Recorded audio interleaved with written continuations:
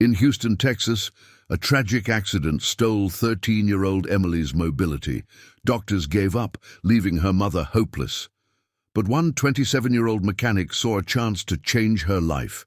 This is a story of courage, determination, and hope. Don't forget to like, share, and subscribe to KindSoul Stories. Now, let's get started. Houston, Texas was alive with warm sunlight and children's laughter echoing across the parks. For 13-year-old Emily, those sounds used to be her world. She had once been the girl who ran faster than anyone, her sneakers slapping against the pavement, her hair flying behind her like ribbons of freedom. Every race ended with her triumphant laugh, the kind that made even strangers smile. But that bright spirit dimmed the day a tragic car accident stole her mobility. The joy of running, the carefree freedom she had always known, was replaced by the cold reality of a wheelchair. The hospital became her second home, its sterile smell replacing the scent of fresh grass and summer air. Doctors worked tirelessly at first, trying surgeries, therapies, and endless treatments. Anna, her mother, clung to every word, every shred of hope, that maybe Emily would recover. But each effort ended with disappointment. The final blow came when the doctors, with heavy eyes and careful voices, told Anna she may never walk again. The words hung in the air like a sentence, crushing a mother's dreams for her child's future. At home, life changed completely. Emily's laughter, once a constant melody in their small house, faded into silence. She sat by the window for hours, watching other children play, their legs moving effortlessly in the freedom she craved. Anna often caught her daughter staring at the world outside with a longing too deep for words. At night, when Emily slept, Anna wept quietly into her pillow, muffling her sobs so her daughter wouldn't hear. The weight of bills, hospital visits, and shattered hope pressed down on her shoulders like a mountain she could never climb. Every day felt like survival. The wheelchair became both a necessity and a prison, confining Emily's body and slowly breaking her spirit. Anna tried to stay strong, encouraging her daughter, but behind her smile was a storm of despair. She replayed the accident in her mind again and again, wishing she could turn back time, protect Emily, change fate. But reality never changed. The doctor's words echoed with cruel finality, leaving Anna to wonder if her daughter would ever know joy again. Their old van became an essential lifeline, carrying them from one hospital to another, from therapy sessions to insurance meetings. It was old and worn, its paint fading, its engine rattling, but it was all they had. Anna prayed over it each time she turned the key, begging it to last just a little longer. She couldn't afford for it to break down, not when so much already felt broken in her life. The van was more than a vehicle, it was the thread holding their fragile world together. But one scorching afternoon, as the Texas heat shimmered on the asphalt, the van gave out. Smoke rose from under the hood as it sputtered and stalled near a small auto garage. Anna's heart dropped. She pulled over, stepping out into the blazing sun, sweat dripping down her brow. Panic clutched her chest. How would she get Emily home? How could she afford another repair? Inside the van, Emily sat quietly in her wheelchair, her wide eyes reflecting both worry and the familiar heaviness of disappointment. Anna leaned against the van, whispering prayers into the hot air. Her mind raced with fears of being stranded, of another bill she couldn't pay, of yet another burden, added to the endless list. She pressed her hand against the hood, feeling the heat rise off the failing engine, and closed her eyes. "Please, God," she murmured, "just give me a little help." The world felt unbearably heavy, and for a moment she wondered how much more she could carry. It was then that fate answered in an unexpected way. From the garage nearby, a young man emerged. His shirt was smudged with grease, his hands stained from hours of labor. His name was Jake, a 27-year-old mechanic whose life was built. around fixing what others had given up on. He walked toward Anna with steady steps, his kind eyes noticing not just the broken van, but the exhaustion etched into her face. He offered a calm smile, the kind that carried reassurance, and asked gently if she needed help. Anna hesitated, part of her pride wanting to say no, but her exhaustion forced her to nod. Jake opened the hood, his hands moving with practiced ease. As he worked, his gaze drifted toward the van's interior. That's when he saw Emily. She sat in her wheelchair, her face young but weighed down by sadness far beyond her years. For a moment, their eyes met. Emily quickly looked away, unused to strangers noticing her like that. Most people saw the chair before they saw the girl, but Jake's gaze lingered differently, not with pity, but with genuine curiosity and compassion. As he adjusted a bolt under the hood, Jake asked softly, "Is she your daughter?" Anna swallowed hard, her voice trembling as she answered. In that moment, all the weight she carried seemed to pour out. She told him about the accident, about the doctor's verdict, about the endless cycle of hospitals and heartbreak. Her words were broken, scattered between pauses where she tried to steady her emotions. Jake listened without interrupting, his expression serious but kind, every word sinking deep into him like a responsibility he hadn't expected to feel. The sun beat down on them, but inside that moment time felt different. Anna spoke her truth, Emily stayed silent, and Jake felt something stir inside him. He was a mechanic, a man whose life revolved around engines and gears. Yet standing here, listening to this family's pain, he felt a spark of determination he couldn't explain. It was as if life had placed him here for a reason larger than fixing a van. He closed the hood, wiped his hands on a rag, and gave Anna a reassuring nod. "I'll take care of it," he said softly, but inside his mind was already racing with another thought entirely. That afternoon ended like any other repair job on the surface, but in truth it was the beginning of something extraordinary. For Anna, it felt like just another stranger, helping her fix yet another broken thing. But for Jake, it was the start of a quiet promise he couldn't shake. While Anna saw only a mechanic, Jake saw more. He saw a girl trapped in a chair, a mother drowning in despair, and the possibility that maybe, just maybe, he could build something no one else had tried before. That night, after fixing Anna's van and watching the mother and daughter drive away, Jake couldn't shake the image of Emily from his mind. He had seen many people in broken situations, but something about the quiet sadness in her young eyes haunted him. As he lay in bed, the world around him slept peacefully, yet his thoughts raced like the hum of an engine refusing to rest. He thought about how unfair it was that a child so full of life had been reduced to a chair. The idea of doing nothing felt unbearable. Jake walked into his garage, switching on the dim yellow light that hung from the ceiling. The familiar smell of oil, metal, and grease filled the air. But tonight it felt different, like the room had become a workshop for possibility rather than just repairs. He cleared his workbench, brushed aside old engine parts, and pulled out a notebook. His pencil scratched against the paper as he began sketching something. That was neither a car part nor a repair tool. It was a vision of a device that could help Emily stand again. He wasn't a doctor, and he knew that. He couldn't perform surgeries or prescribe medicines, but he was a creator, a man whose hands knew how to shape metal, adjust gears, and breathe life into things that others considered useless. Staring at his sketches, Jake felt a determination burning inside him. If doctors had given up, maybe it was time for someone outside that world to try. It didn't matter that he lacked formal training. What mattered was his belief that broken things could be fixed, even if those things were legs. The first attempts were clumsy. He welded old bicycle parts together, trying to create joints that moved like knees. He tore apart engine belts, hoping to find materials strong enough to support weight, but flexible enough to allow movement. Sparks flew as his welding torch hissed in the night. His neighbors walking past assumed he was fixing a car late again.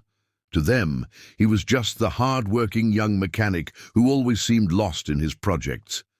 But behind closed doors, Jake wasn't just repairing cars, he was quietly building hope. Night after night the work consumed him. His hands blistered from the welding heat, his eyes stung from hours of staring at blue sparks, but he refused to stop. Every time exhaustion threatened to overtake him, he pictured Emily in her chair, staring out the window with that faraway look. He remembered Anna's trembling voice when she told him about the doctor's words. That memory fueled him, turning fatigue into fuel. He whispered to himself as he tightened each bolt, "You will walk again," as if the promise would hold the metal together. His garage became a secret sanctuary. Blueprints covered the walls, filled with ideas, failures, and new attempts. He experimented with aluminum for lightness, steel for strength, and even padding, salvaged from old car seats for comfort. Some nights ended in frustration when his prototypes collapsed under pressure, falling apart like broken toys. Other nights gave him small victories, a joint that bent correctly, a frame that held steady. Each success pushed him further, convincing him that he was not chasing an impossible dream, but rather building something real. As weeks passed, Jake's life narrowed to two things: fixing cars by day to pay the bills, and working on Emily's device by night to keep his promise alive. He stopped going out with friends, ignored calls and skipped meals, but he didn't care.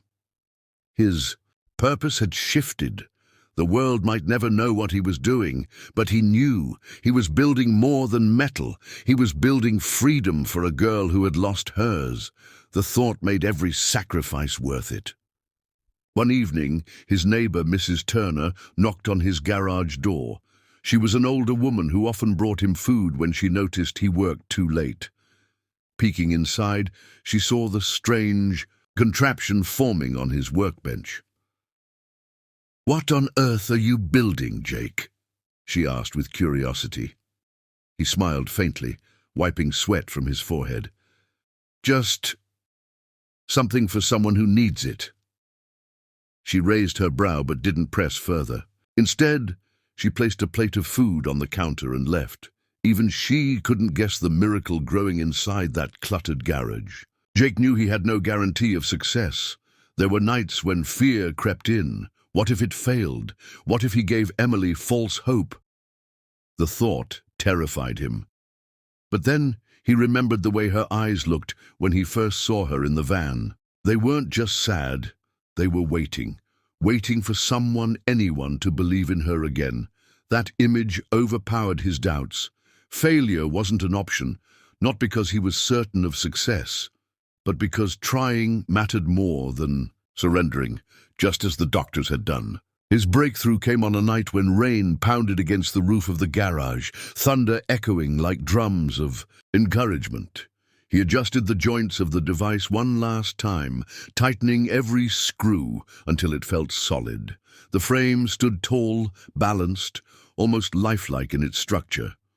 For the first time, he looked at it and didn't see scrap metal, he saw possibility. His heart pounded with a mix of fear and pride.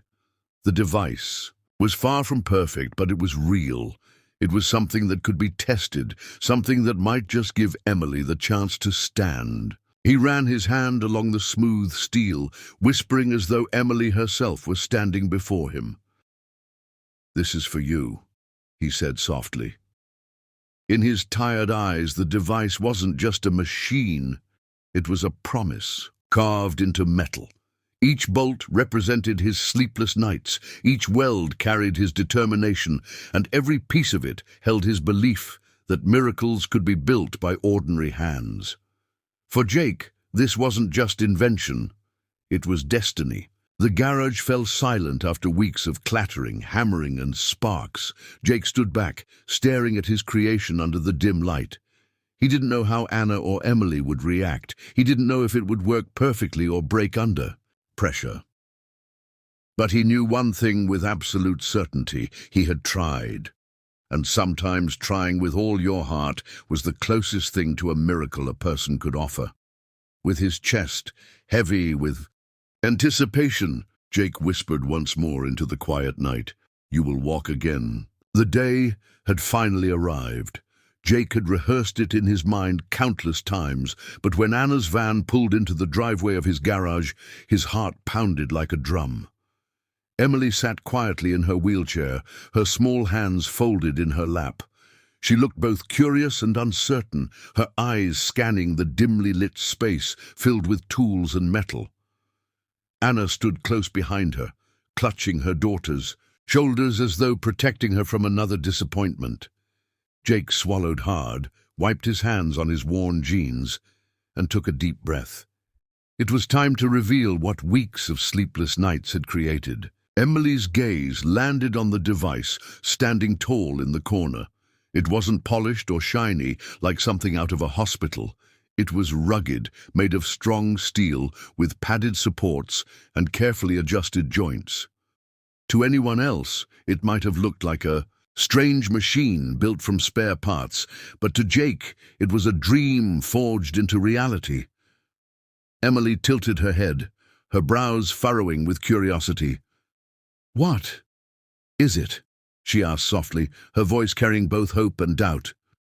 Jake knelt down beside her, meeting her eyes. "It's for you, to help you stand, to help you walk." Anna gasped, her hand rising to her mouth. Tears already glistened in her eyes as she looked from the device to Jake. "Are you serious?" she whispered. Her voice cracked with a mixture of fear and disbelief. Jake nodded, his jaw tightening with determination. "I can't promise perfection, but I believe in it, and I believe in her." For a long moment, silence filled the garage. Emily stared at the device, her small chest rising and falling with nervous breaths. She had been told so many times that walking again was impossible, yet here stood a man who dared to believe otherwise. Jake and Anna carefully moved Emily closer. The clinking of wheels against the concrete floor echoed in the quiet room. Emily's hands gripped the armrests of her wheelchair tightly as Jake adjusted the device, loosening straps and checking joints. His hands, though rough and calloused from years of labor, moved with surprising gentleness. Anna's fingers trembled as she helped, wiping at her tears every few seconds. Jake explained step by step how Emily would be supported. "You won't be alone in this," he said firmly. "I'll hold you steady. Just trust me and trust yourself." Emily nodded slowly, her lips pressed into a thin line of determination. The moment of truth came. Jake and Anna carefully lifted Emily from her chair, her legs dangling weakly as they guided her into the padded frame. Her breathing quickened, sharp gasps escaping her lips as the weight shifted onto her. The straps tightened securely around her waist and legs. For the first time since the accident, Emily felt her body upright, not slouched in a chair, but standing tall. The sensation was terrifying, overwhelming, and exhilarating. All at once, her legs trembled violently, her muscles unused to bearing weight, but she clutched the handles of the device with white knuckles. Anna sobbed, unable to hold it back. The sight of her daughter standing even shakily was something she had prayed for, something she feared she would never witness again. Tears streamed down her face as she whispered Emily's name over and over like a prayer. Jake stood beside them, his hand steady on the frame. "One step," he murmured softly. "Just one. Don't think about more than that. Just take one." Emily's face tightened with concentration, her lips parting in shallow breaths. Slowly, painfully, she shifted her weight forward.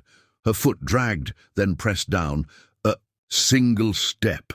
The sound of the metal clinking against the floor was the most beautiful sound Jake and Anna had ever heard. The second step came with less hesitation.